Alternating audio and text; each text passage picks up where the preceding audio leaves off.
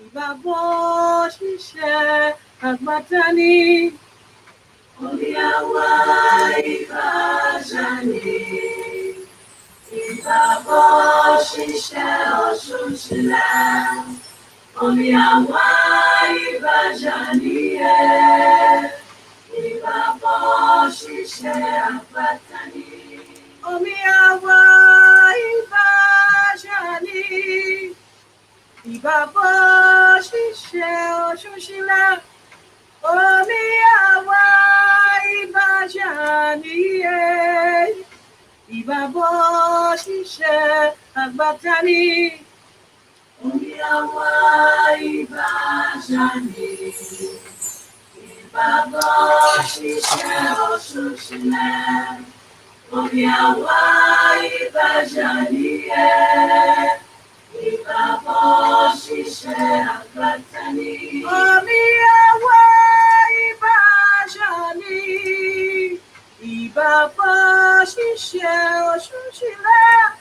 Omi àwa ìbàjá. Peace and blessings, family. Welcome to African Spiritual Conversations. I am joining you again today with this husband and wife combination or union or however you guys call yourselves.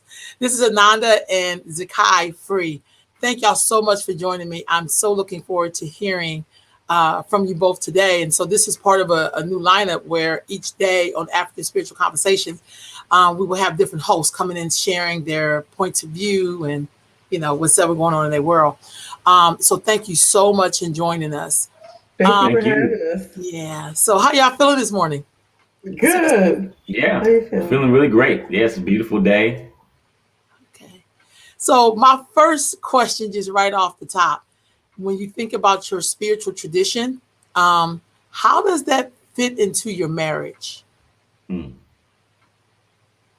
I mean, spirit is what brought us together.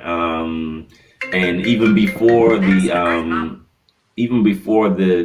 tradition part, that we practice traditional African spirituality, Ifa tradition. But prior to that, just the fact that both of us are spiritual people who pray and have a relationship with our ancestors and meditate and things like that.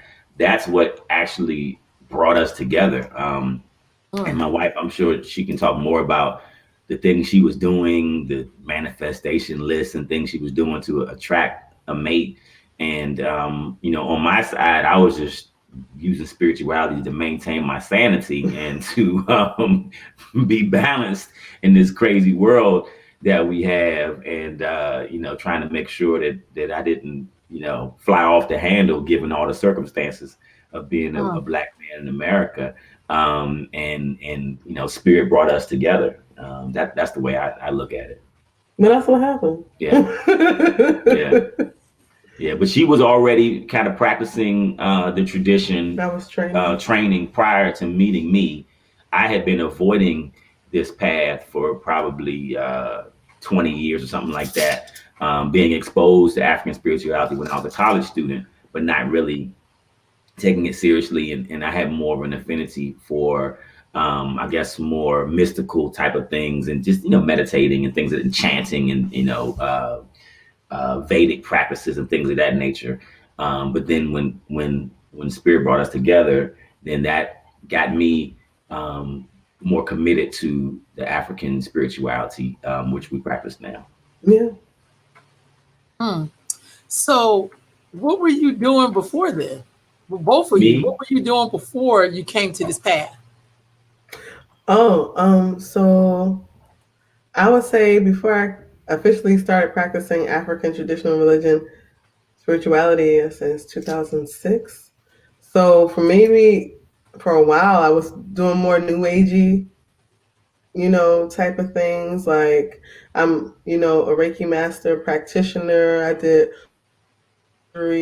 like spiritual healing, counseling, things like that with people. But my first spiritual teacher by Dr. Prem Deben, he was like into holistic medicine, but he also practiced more. He was a yogi and he practiced Eastern philosophy, and so.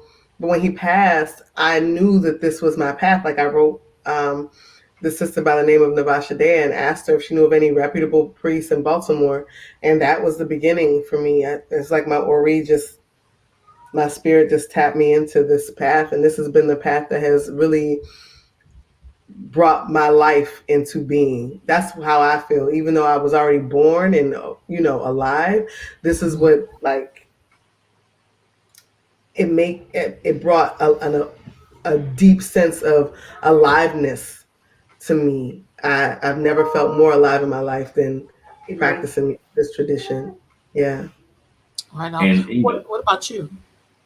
for me, I come from a line of Christian pastors, ministers. So I grew up in the church, and but my dad was a little bit different. He's an ancestor now, Bishop Lewis Tate Sr. He was a little different than a lot of his colleagues at the time in Kojic and things. So he started his own denomination because he didn't ascribe to a lot of the rules they had created around women preaching. He ordained women preachers. They had stuff around, if you were a Christian, you couldn't go bowling or go swimming, and he thought that stuff was ridiculous. So he was an iconoclast in the Christian world, and he taught me some things that really informed my spiritual path. One of which he had this saying where he said that if you encounter something that shakes your faith, you don't question the thing you encountered, you question what you had faith in the first place.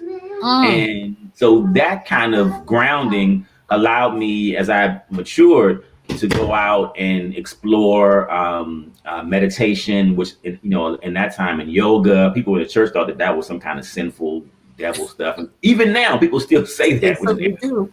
yeah, even now. But so I was really into yoga, meditation. There was a woman named Hannah Manuel who exposed me to some of the Kemetic practices from Arsar Set. So I dabbled in that and was doing some of those meditations and chanting and reading and things of that nature. I was exposed to the Hebrew Israelites. That's where I got my name Zakai from Ben Ami when I was in Israel. Wow.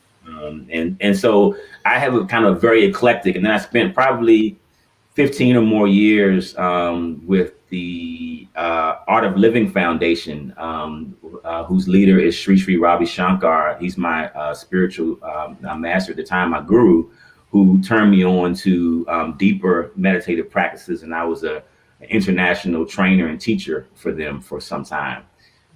So when it came time to, when Ananda and I met and I got exposed to the training she was doing, it just, it wasn't unnatural. It was a shift from kind of more, meditation and yoga and stuff was a little bit more disconnected from having a direct relationship with an Orisha, Mm. but those same skills to open up to spirit and to commune with forces that may not be physically embodied, that you get from meditating, things like that, I think allowed me to transition really easily. And it's my nature. I mean, this is nothing. This is part of my my ori, my spiritual calling. So awakening to it was just like drinking some cool water and saying, "Oh yeah, this is what I need." You're so Wow. dope. Thanks, babe. Appreciate it. I love it. I'm sitting here thinking to myself, wow, how some people like, I went from this path to that path, but I find really well-rounded people have been through a lot of stuff because you're searching and you're being exposed and you're not really afraid of things.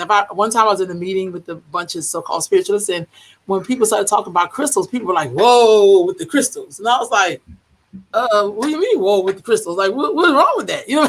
So the fact that you have a lot of things in your background or a lot of paths that you checked out, you still can use all of that stuff no matter where you are. I said you could even use it if you're in the church, honestly, because these are all supposed to be roadmaps. Like they're not supposed to be a tool to your enslavement, but a map to your liberation. How many times have people told you just breathe and you never even really did yoga? You understand what I'm saying? Yeah. So That is so beautiful. So you said something earlier that was kind of key. You said as a black man, this really helped you. And that's one of the things a lot of people who are raising sons or in relationships, with black men. How did you get to that path? Because usually you don't see a lot of brothers in churches, or, sometimes that's one you see like more women than you do men, or Yeah. even people who are in the nation, they may have a lot of men, but I don't know if that spiritual piece is there. Like, I don't Mhm. know if they do yoga because I'm not an FOI, so I don't know. But I don't know if they use those elements to bring about that peace that sometimes we're always seeking in the outside world to give us. Yeah, I think as far as being a man is concerned, that there's a certain amount of humility that we struggle with, especially being black men, so many assaults on our ego and our identity and being, put in these boxes. I think there's often sometimes resistance to getting involved with real spiritual practice, because if you're in any kind of spiritual tradition, there's going to be a teacher, right? So someone has mastered this, or at least has progressed further than you have as a novice, someone beginning. And I think it's difficult sometimes for men, black men in particular, to be able to take that kind of step of humility to accept someone else as a guide. Many of us, I had a great dad, but that's kind of an unusual story. A lot of people didn't have their father in their lives, or if they were there, the person may have been abusive and things of that nature. So, to have another person, even a man, kind of say, well, listen, I'm going to guide you and share these things with you, difficult for many people. And I must say that other than my father, my first real teacher and support, Hana, she's a woman, and she had that kind of nurturing, mothering spirit. I was a college student and I was totally lost. I was, depressed and alcoholic, and I didn't know what was going on. And she came in and brought these tools. And her husband was with her as well, and doing Tai Chi and things like that. And that really, really helped to open me up in a real way. So I think for men, we get to recognize that we don't have all the answers, and we don't have to. And it's okay to be vulnerable and surrender, and get the guidance that we need so we can be as strong as we can be. You got it. Sometimes you have to show your weakness in order to be strong. What advice would you give to women though who are raising sons? Because that's a big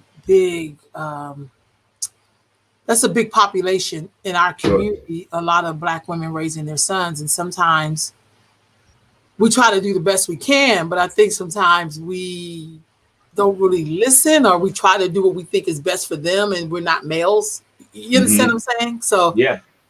I was having this conversation earlier this week. There was a woman here in the community, and she's talking about the importance of co-parenting and trying to create some programming around that. And I would think that's one thing I would say is don't resist um, the idea of sharing the responsibility of raising and parenting your son and your daughters with another person. It may not be the actual biological parent. It could be just a good brother in the community who you have a relationship with, who you think can be valuable.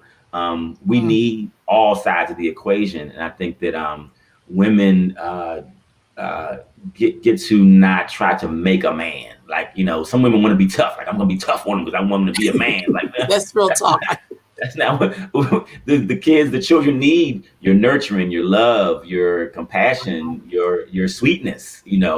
And I think that a lot of times we have these myths too, right? Like, if I'm not hard on him, he's gonna be soft. And it's like, no, it's actually the opposite. If you're too hard on the young person, you're going to actually make them calloused, and they're not going to be able to Mm, really accept love in the world, and they're not going to be able to give love in the way that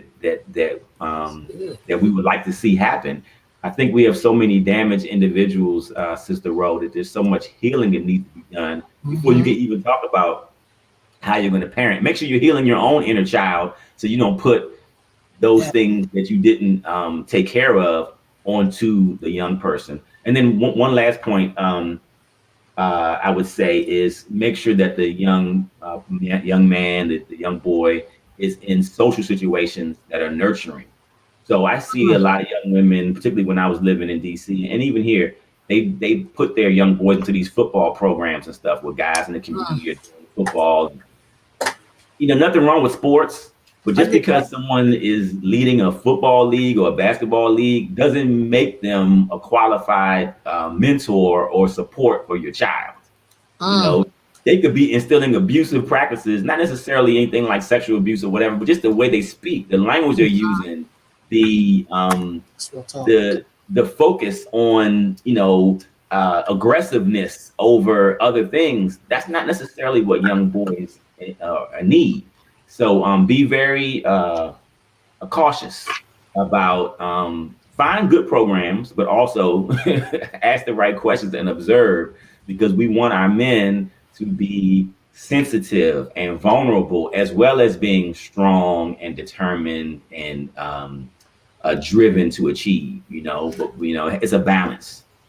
Yeah. Did Right you want to on. add to that? I was gonna say being vulnerable and sensitive also help to drive the strength. That there's great power in vulnerability, and I think a lot of Mm. times, especially for us as people of color, Black people, Africans in the diaspora, um, we tend to shy away. Men and women tend to shy away from that word vulnerability Mm. um, because it sounds weak, right? Um, So, but if you take it up, if you bring it up to the heart, like if you bring it up to the heart, the biggest power there is love. Mm-hmm. And that's, I'm not on some like, you know what I'm saying, kumbaya type stuff, because sometimes you gotta get down. But I'm saying for the most part, but only if need be. You know Right. what I'm saying? But for real, love is the biggest medicine ever. And everything else just causes people to shrivel up, to contract, to make themselves small. It causes people to oppress their own selves. Mm-hmm. And so when we oppress our own selves and we're not giving ourselves the freedom, nor we're going to resent somebody else for living fully in their mm. full capacity in their most expressed self.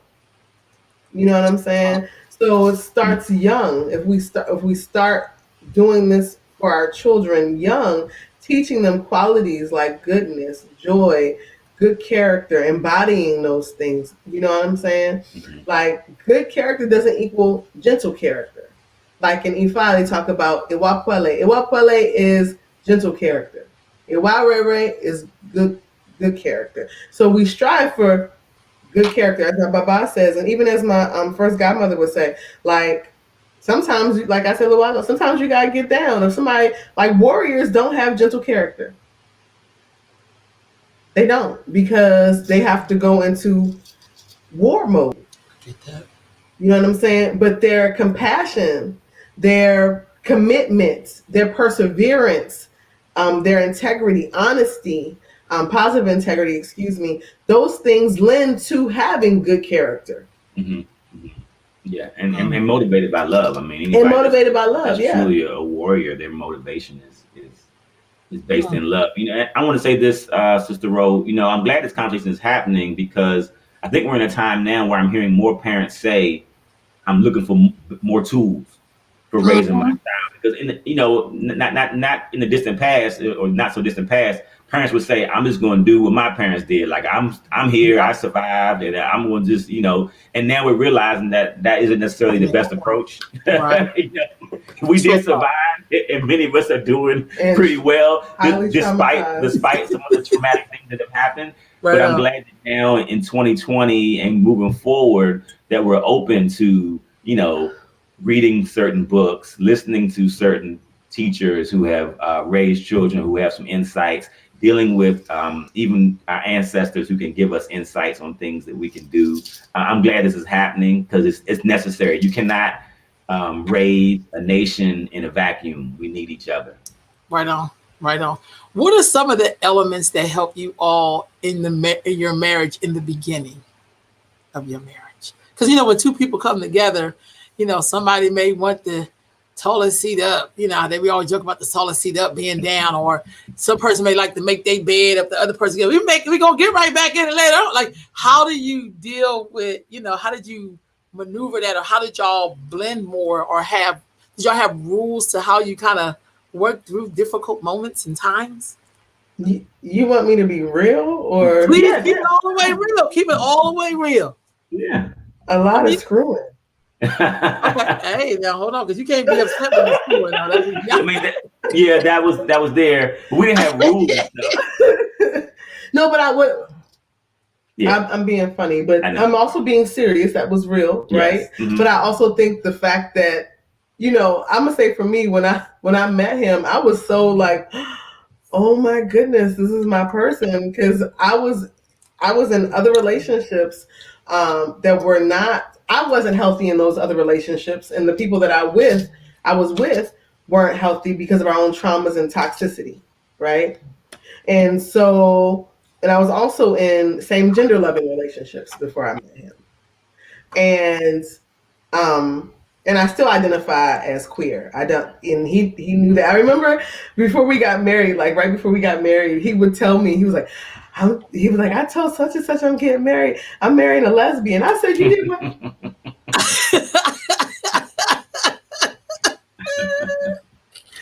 But to answer your question, I think what was amazing to me. Okay, so I brush my teeth in the shower. So he would go look for the toothpaste. He'd be like, Ananda, where's the toothpaste? I remember this one particular time. I was like, where's the toothpaste? I was like, oh, it's in the shower. And I was just like waiting for like a shoe to drop. And he was like, okay, let me just go get out the shower. And I was like, you're not upset? Because they would have drove my other past partners nuts. He was like, no, I'm too focused on loving you. You know what I'm saying? I'm too focused on this. And I was like, oh, all right. I mean, I had made my share of mistakes around things like that prior to meeting Ananda. So and again, I also had like 20 years of meditation under my belt. So I was kind of in Zen kind of space. And I wasn't really into fighting. I didn't see that in my household. My parents didn't argue. I never saw hear anybody raise their voice, anything like that. If they had conflict, they took care of that in private. They didn't expose me and my siblings to that. So I didn't have that kind of background, and so I really tried to avoid conflict. But in the beginning, my wife, she could be combative, and so we also got counseling. We went and we knew that we were in over our head, or we were trying to have conversations and communication and it wasn't working. Then we went to elders. We got divination and we got support because we wanted it to work. And so we knew that some of the stuff we didn't have the answers to, and we were I think wise enough, and humble enough to say, hey, let's talk to somebody.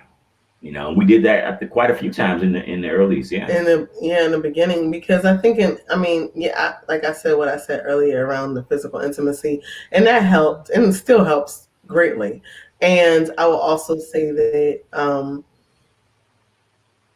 two people coming together with two totally different backgrounds isn't easy, because I come from the opposites. I came from a lot of abuse, a lot of violence, a lot of emotional abuse. My parents did not have a cohesive relationship. There was infidelity. There was all these different things. It was very much wide open. It was, my mother didn't hide anything. My father really didn't hide anything except for his infidelity, right? So when I got with him, he was always like, in the beginning, he was like, yo, like relax. And I was like, you can cool that with all that relaxed stuff. Like there's some real stuff happening, and I'm not about to drop into our own money pop me own based off of you not wanting to deal with this conflict that's right in front of us. But the way that I handled it was like, and that would cause him to be like this, because he wasn't used to that. And I was like, I felt like something was wrong with me because of my own because of my own lack of communication, or I didn't know how to, because I was ready to fight. Like, I grew up in a household where my mother, she didn't like some stuff my father was like, she got butt naked and started fighting. Like, I'm not even playing, I'm so serious. Wow.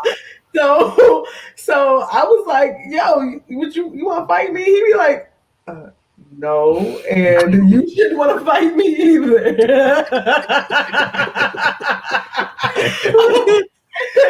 so, and so what I learned in the beginning was to become gentle.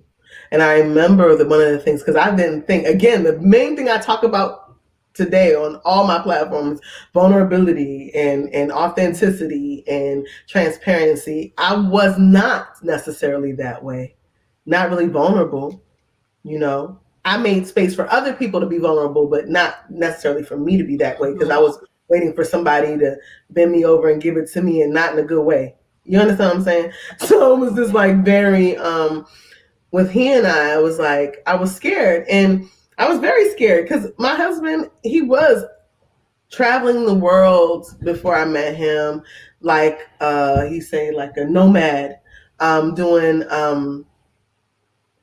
what is it? Teaching meditation and trauma relief. But he also wasn't monogamous. And that was a huge bone of contention for me when we first got together. And so I felt like, again, he was my first boyfriend. He was my first, not the first guy. I had a couple people before him, but he was my first real love in the way that he was then and is now. And so I didn't know how to navigate those conversations. And it brought up a lot of triggers. But what he said was seeking counsel, seeking wise counsel, him going through whatever he had to go through in order to be like, why is this existing for me here? Why don't I go into conversations that are charged? And me having to be like not always ready to go in with a machete, like you know. So it was balance. We had to learn that, and still we have 3 children, an 8, a 5, and 3-year-olds. We're both artists, both lovers of humanity. I think it's beautiful that he's always been able to. He's never. When I say this, I'm not exaggerating. He's never called me out my name. Never. Not once has he ever called me out of my name. You know, which was different, which has been different to be in a relationship with someone who, no matter how heated it gets, like he'll walk out the room. You know, he's always been very respectful of me, of my humanity in that way, no matter how upset we've gotten, any arguments. And we don't argue like that anyway.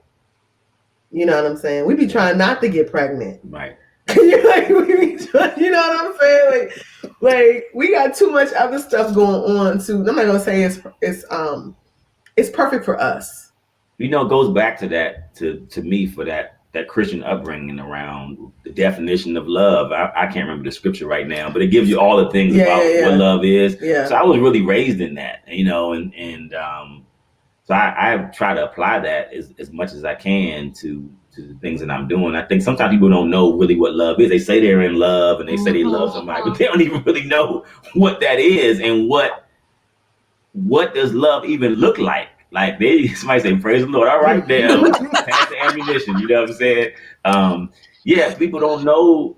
They don't even know what it is. It's just if you're looking at TV or some movies and something like that as your definition for what love or relationships are, man, you're really going to be messed up. You know what I'm saying? Yeah. Like that is not the blueprint. You know what? Excuse me, Baba. You know what I was thinking? I think it's a point of allowing. So also, each person comes to the table with, in my experience with us, each person comes to the table with this is how you love me. This is how you get to love me. Not like in a shallow way, but these are the instructions for me at this point in time in my life. Right? I think far too often, sometimes people say, well, if you love somebody, you kind of let them do whatever. You accept whatever.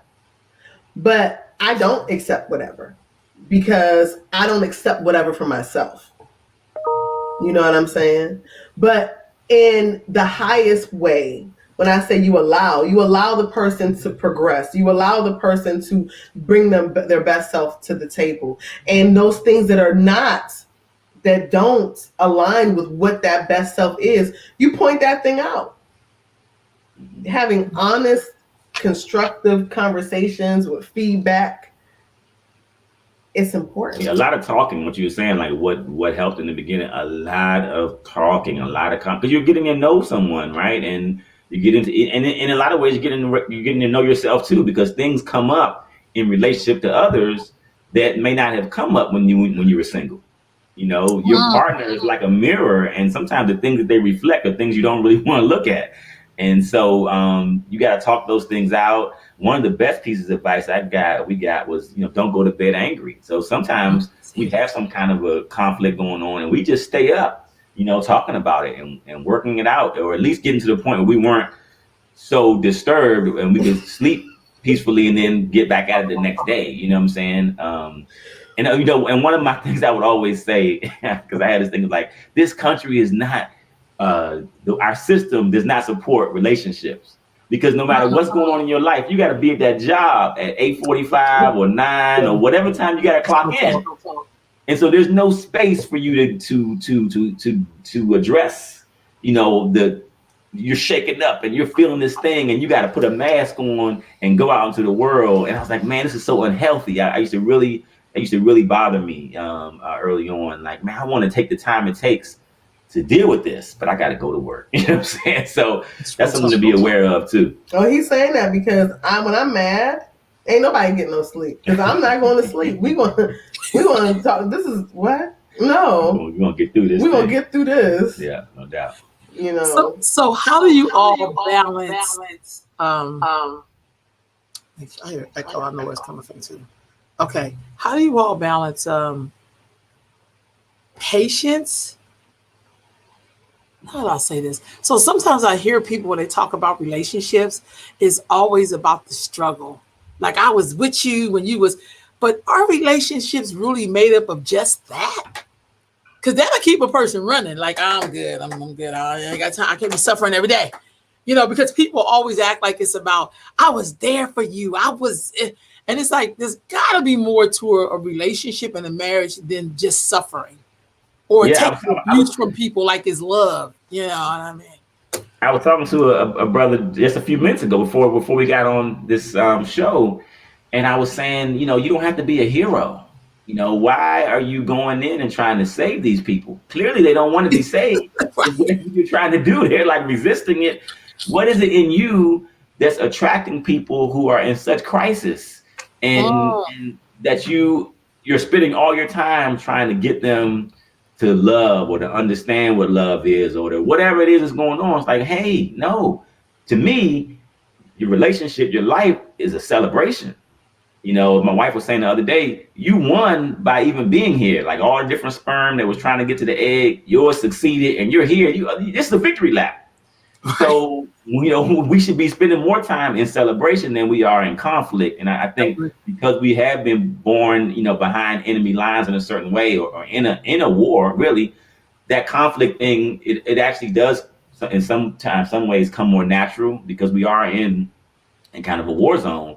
But if we're going to be whole and heal, we have to be able to celebrate each other. And I think when you find a partner that compliments you in that way, like they can see the beauty in you and celebrate that, and you can do the same for them, that'll help overcome the rough spots. Like, when I first met Ananda, we met her in person. We met like on the phone one time, just kind of like as a fluke thing. But when I met her in person, her warmth and her openness and her life path was so attractive and magnetic that I wanted to be with her from that point on. She had something. Well, you gotta stop it. That was so special, right? And so that's what kept me with her, despite those rough spots that we had in the beginning, and trying to understand how we communicate differently, and me being afraid of conflict, and her, loving conflict, and it was definitely. I mean, it could have definitely ended badly, but the things that we enjoyed, even when she was saying about being intimate, we celebrate all of that. And that gave us the motivation and the fuel to make it through, whatever the rough things are. But don't be a hero. Don't be out here trying to save people to make them love you and all that kind of stuff. There's like, what, 7 billion people on the planet? There's somebody out here for you. Right. You don't have Right to go on. through all that. Please. No more horror stories. Oh God. What about children? How do children fit into your family? Because you have reflections of yourself in their own body and their own. You know what I mean? How does that work inside of your family and when it comes to your spiritual beliefs? Go ahead. I'm still figuring it out. I mean, honestly, these folks keep us going. And I think the thing that helps is, honestly, the first question you asked us in the beginning, spirit is the middle, the center, the front, the back, the side, the under, the top, completely cocoons our relationship. So a lot of things that a lot of times people ask us, how do we do it? It's through a lot of prayer. It's through going to get guidance from the shrines. It's from having elders that we can go to. You understand what I'm saying? Because this relationship is us, but it's not just for us. Mm-hmm. It really is. We are birthing community through our children. We're birthing. Yes, baby. Yeah, so you spoke on the children and they came right in the room. I love it. I love it. I love it. I feel my dad's spirit here real strong, and someone asked him a question because there's 5 of us in my family, and someone asked him about that, about raising the kids and everything, and because he was 15 when he went into the army, so he wasn't around. Like, he didn't get all of the nurturing. His mother died when he was like 2 or 3, so he had a very interesting upbringing. So people say, well, how are you able to raise those kids? And he said, prayer. So there's no book that you can read on how to raise your children. You just ask God for guidance. And that's what Ananda and I do. We pray. We also, get divination, being priests ourselves. We consult with the Orisha, and we enjoy our children. We want them to have fun. We don't expose them to, how tough the world is, or, all these kind of things. Like, people say, I got to prepare them for it. No, I don't think that that's true. We're preparing them to be leaders of the world that they get to create. We don't want them to be steeped in reactions to the world that we live in right now, that none of us are really fully enjoying. They're going to be here in the future when we're not going to be here, and we want them to be in a future that is more progressive and inclusive, and that they get a chance to be their very best. So we can't do that if we're so focused on, reacting to the fears and stuff of now. Like, my children don't know anything about really. We don't watch TV and that kind of stuff. We do have internet, and we watch shows or whatever, but we're not sitting around watching the news and exposing to the Black Lives Matter movement, all that kind of stuff. Now, my son, he naturally, because he comes from us, he has his own views already. Some very militant, views and things. I'm like, where'd that come from? I didn't teach you that. But that's who he is. And so then we try to guide him and provide balance, in that way. But I think a big part for parents is it goes so fast. The time goes so fast. Before you know it, they're going to be 18, 19, 20 out in the world. Make sure you have good times and joy and fun and celebration with your children, so that they can bring a lightness to the world. There's too much heaviness, but everyone's so dramatic and so caught up in drama and trauma. We need more lightness and love and fun. So we try to incorporate that into our child rearing and nurturing. Right. I was just saying, have fun, and trying to encourage that lightness with the children. Oh yeah, that's his department, because I'm not that light in that way. Like, I'm more of he's a fun cat. He's like, he comes home and like, Daddy! He gets down and start playing with him and carrying. I'm like, look, is your room clean? Did you finish your homework? Come on now. It's balance. You gotta have balance. That's right. Somebody asked, can you speak on interdependent relationships? Okay. Yeah, and I also have you on another screen, which is like a watching party from another site I have, and there's also a question here from a Queen Mother. But you can. That person question was up there first. Okay. Interdependent relationships. I'm not really good on psychological But we do have terms. I don't really know so what that means. interdependent. So not like codependent. Okay. And not like independent. Okay. So we work like together. In synchronicity, or we have synergy. I'm assuming that's what that person's asking. Well, I mean, that's what it's saying. I mean, I think that the best relationships are interdependent, right? I mean, that's what you're together for. Yeah, but a lot of relationships are not. A lot of relationships are very highly functioning codependent relationships. Okay. Okay. Based off of, I need,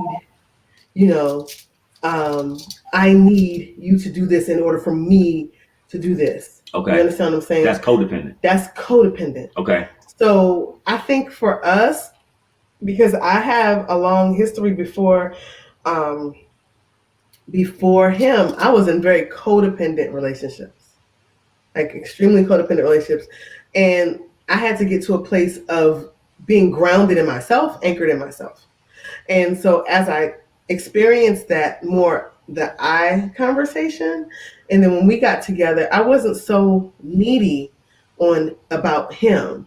Like, he has his own life, but most of the time he'll say, my life is your life. But that's because he was so independent out here in the world that we merged in a lot of ways.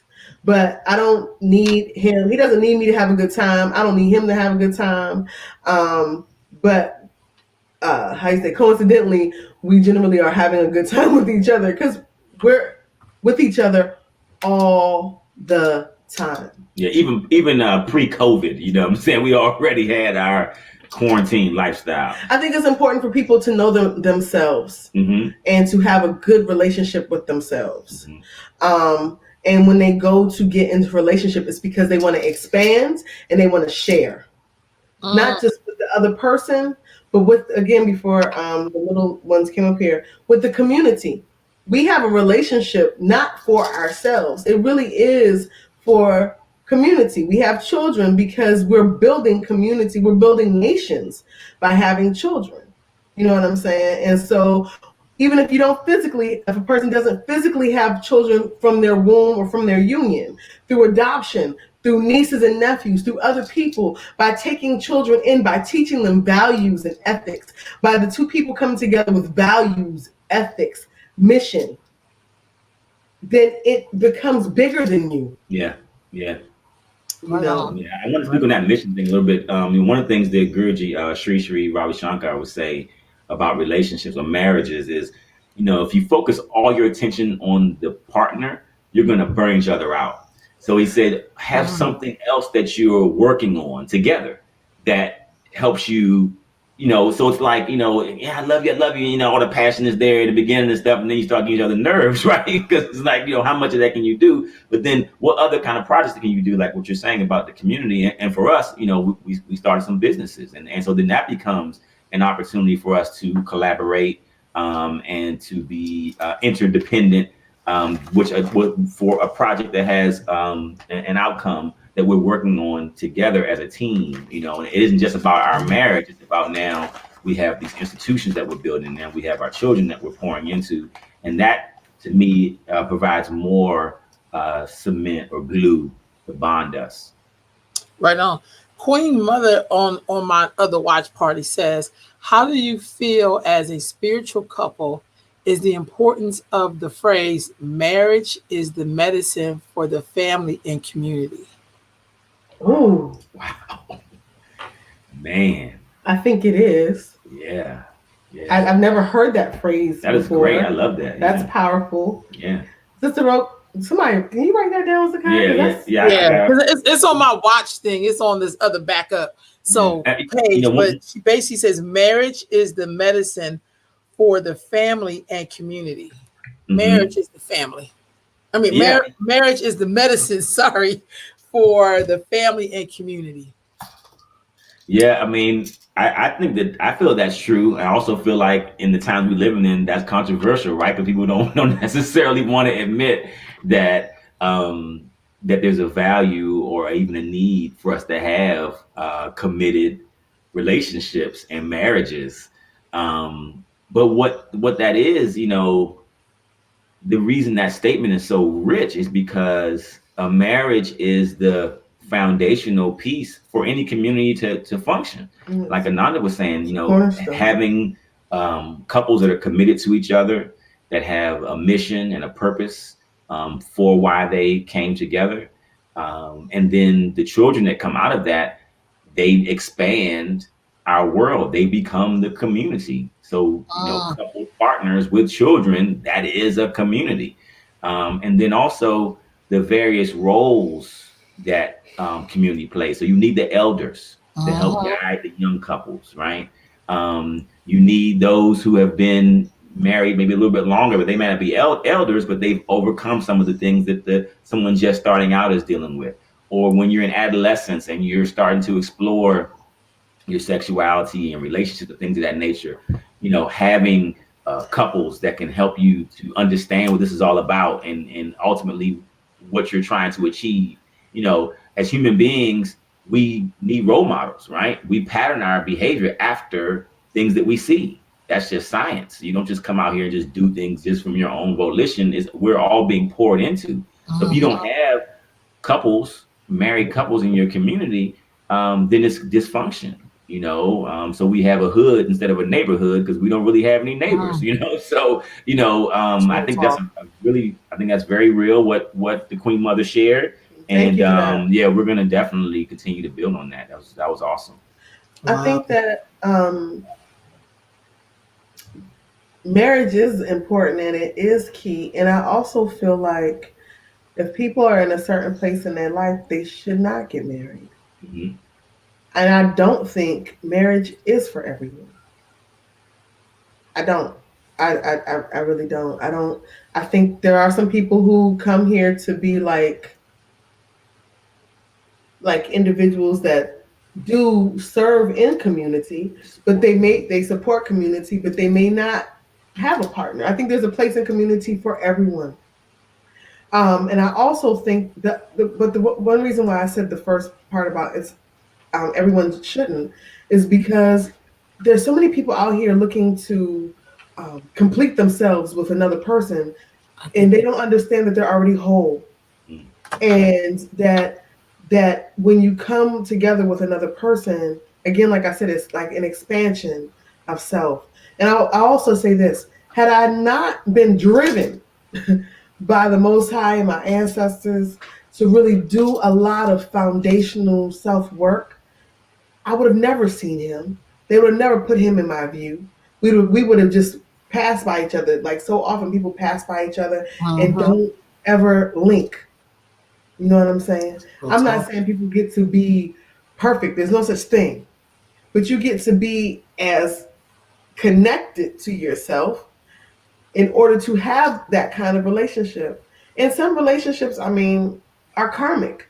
So some people have karmic relationships and it is toxic. I think the ones I had previous to my mate were karmic relationships. They were toxic. I was toxic. And there were some things that I had to learn and go through before I met him. If that makes sense. Mm-hmm. Mm-hmm. That makes a lot of sense. When you were talking just now about marriage, I agree. I don't think it's necessary for everybody, but I also think there is something where everybody has to be connected to somebody. Absolutely. You know what I mean? Because we have a lot of disconnected people and they hurting because they can't fit in or they don't have anyone to be connected to. Yeah, I don't mean marriage. I just mean belonging. Yeah. Yes. Or connectedness. Well, I think that if people already understand just by it being human inherently that we belong to one another, then that will wipe a lot of other stuff away. Because I think a lot of times people don't, because it sounds like an ownership thing, but when I take the place, for instance, I'm going to give you a quick example. Okay. If I walk down the street and I see trash on the ground, if I don't pick it up, then I'm saying I don't care about my community. I don't care about the earth. The earth is mine. The earth belongs to me. However I move, I'm going to take responsibility for that. Right on. So in my own taking responsibility for my own destiny, my healing, my journey, I'm taking responsibility for him. I'm taking responsibility for you. I'm taking responsibility for the people who have, wrote and asked questions. Because as I show up for myself, I am showing up for you. Mm-hmm. You understand what I'm saying? Mm-hmm. So we do belong to each other. Mm-hmm. Now, a lot of times things are romanticized. Being married is not that romantic. It really isn't. It's this. I'm not gonna say it's not love and all that other stuff there, I but get we you. haven't built a relationship based off of flowers and candy or like this complete exchange. You have to show the rent paid. Oh, that's all the romance I need. The bill paid. I You get got you. some food in the refrigerator. Oh, okay. Yeah, I think also, we're talking from an African concept and foundation and indigenous belief system. But in the system that we live in here in America, this whole idea of the rugged individual, right? You buy your own bootstraps, like all these kind of myths that are part of the American story, they are not functional. That's the dysfunctional stuff because it's not real. Nobody's own bootstrap. There's no rugged individual. We all do need each other. And Right. so I think sometimes we don't know that the things that we are doing and the ways that we're viewing the world are not from our own traditions and not from our own inner self, that it's something that was imposed on us. We've got to throw that stuff out the window, get rid of that, discard those things, and realize you are right, Sister Ro. We need each other. You may not find a romantic partner, but there's somebody in the community, there's somebody in your sphere that could be a good friend to you, a good ally, a good companion. It doesn't have to be sexual or anything like that, but somebody you just talk to, or those things that's fine. I'm sorry, I don't mean to be. I'm not trying to be. Just be I yourself. think sometimes. It can be both. Be right, but I think sometimes in our society, sex is so driven that that's what get a lot of us in trouble. Mm-hmm. But then, because after you have the sex and feel good in that 15, 20-hour day, whatever, connectedness, then the rest of it, you feel kind of disconnected. Like the person didn't call me back. The person didn't want to do this with me. And the person was like, I thought we would just kick it in and I got other stuff going on over here. So Right. that's all I'm saying. I'm just talking about it just in terms of it's something about being with people. This is what I love about the South. I mean, when I'm traveling. I love when you walk somewhere, people acknowledge you. That makes me feel connected. Yes. Even if we came, one of the times when I went voting, it was when Obama was the first time he was in office. I mean, he was running. And where I went, there was a bunch of white people, all white people. And as I was in line, an older black woman walked out and she looked at me. And I looked back at her. And what we were saying is like, girl, I just voted. I was like, I'm on my way. We didn't even say nothing to each other. It's just the look we had was like, girl, right. I'm going in there to do it.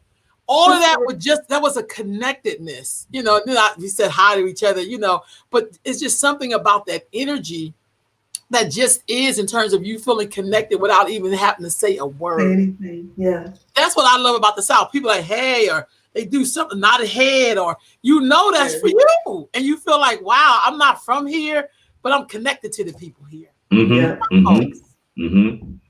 Yeah, that's what I meant by that. And I get the sex piece. Don't get it. Look, I'm not trying to be just like just focused on that, but I do think that sometimes a lot of people do come from this place where so it's two things. One, it's a couple different things. Let me be real quick. There's a way in which sex has been absolutely just thrown out here without any sacredness. And that's not what I'm speaking to. Okay. Right what I'm speaking to is adults having, first of all, our youth being brought up and going through rites of passage where they learn about themselves, they learn about their sexuality. So they're not coming from this place of shame. Right on. I agree. They're not coming from this place of like not knowing their body or themselves, because I think that's how a lot of young women and young men get taken advantage of, by not knowing themselves. That's real talk. And I think that's also how we have a whole bunch of unwanted pregnancies. Mm-hmm. Mm-hmm. Right. And even wanted pregnancies from the standpoint that these young women and young men are looking for love from this baby that can't give them the kind of love that they're actually looking for. That's one. Two, I think it's important that there's so much that the Judeo-Christian Abrahamic faiths just drive home that is shameful. Yeah, I agree. So that's why I talk about it, because when we were married a year and a half before we got married, and we wasn't just playing chess. we were having sex. We still do have sex. Sex is fun. I think if most people have more connective, loving, I get that. compassionate, vulnerable, ecstatic, joyful, celebratory sex and lovemaking with themselves or with another person, that we wouldn't have all the issues that we do have. Right on. I agree. I'm right there with you, sis. You summed that up perfectly. No, for real. Because I definitely think and that may be something y'all want to talk about. I don't know. Because I think we don't necessarily give instructions around sacredness. You use some key words along with sex. Yeah. Yeah, I mean, you use some really key words, and I think some of us are looking for that intimacy and that completeness. But then you keep finding people that they like, hey, I got about 20 minutes. Or you know what I mean? Like I got other people to service here. Yeah, I'm saying I got to remember ball. So that's very different than if you're like connected to the person. And I used to hear people talk about that. Like I grew up around a lot of women, so women sometimes would say something, and I'd be like, huh? Because I was a kid, like, what is that? Because your ears always perk up like on that cuss word. Because you'd be like, what was that? Because it just the vibration sounded different. So I think the first Spanish word I learned was a cuss word. Like the vibration on it was like, what was that? Right. So I think when we talk about sex, we don't necessarily talk about it in that way. I think some of us want that, and then we get something else, because even when you get that takes a little bit of work. Yeah. Definitely, and as a man, like you're saying, like even when I was in college and stuff like that, people say, "Oh, you're in contact with your feminine side." That was like an insult. It's like, but it's like, men we aren't really taught either, so we're misguided. And then in this society, we're supposed to be the initiator of everything, and so you get someone initiating, you doesn't even know what the hell they're doing. Maybe on the physical level they do, but as far as mentally, emotionally, spiritually, like all of that. This is not a common conversation. So you're right. This is something we probably could talk more on. We will. Oh, we will. Y'all can talk whatever y'all want to talk about on Friday. It's all good. But I just feel like that is so key, because a lot of people are looking to be partnered, to be married, to be in relationships, whatever. But I think when we get to that part, usually if you don't balance it up right, one person's gonna feel like they got everything, and the other person's like, "Shit, I'm up here on my cell phone." That's right. It's so true. And then you get people divorce and stuff. Yeah. Right on. Instead of like working it out. One of my good dear friends, Dr. Flo, used to tell me when y'all talked about not going to bed angry, because I used to do a show called A Great Continuing Black Marriage, and I would interview all these Black couples. But I never forget what she said when her and her husband, get like in an argument or whatever, they try to picture each other naked, and then they bust out laughing. Like they try to like break the ice. Like, okay, now what was we really mad at? Like they do like these really silly things to get them over the hump, and then it makes it easier for them to discuss whatever it is they was mad at. But if they do it in that anger, sometimes you be saying stuff that you probably you can't be like, oop, I didn't mean, let me take that one back. I didn't mean to say that. Like, it don't work like that. So I so enjoyed listening to you both today. I'm so excited that y'all going to be doing Fridays, so people can hear y'all perspective. I think we need to have more balance like this in terms of, brother, your wife really did brag on you really big. I was like, wow, I can't wait to meet him. That's so cool. Because I think you should be that excited about the mate that you're married to. If you find yourself being like, oh, I gotta go home with this, something wrong. You feel like that. Sitting out front of the car for about 30 minutes trying to get yourself ready. That's not a good fit, boo. That's not a good fit. I don't know how to tell you this, but this ain't good. But I feel like those are those things we need to hear. And a lot of us don't really have a great example of what it means to work through those kind of things. You know what I mean? So this sister is saying she came in a little late. How do I stay connected with this couple? Books, web pages, couple empowerment workshops.